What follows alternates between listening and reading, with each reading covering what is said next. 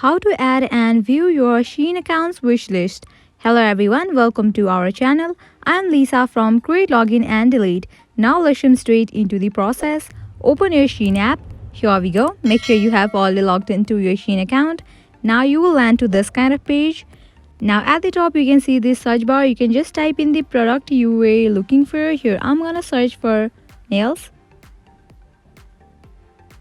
After it appears, now how to add it into wishlist. For that you have to open it.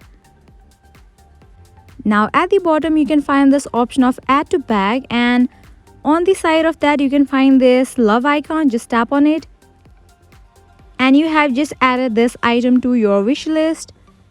Now you can go back. Likewise you can add other items as well. Here I'm gonna add this one, nails, as well, and you can go back. Now you can go to this option of me given at the bottom right corner.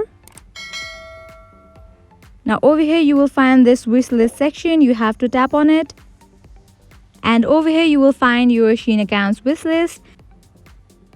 This is how you view your Shein account's wish list.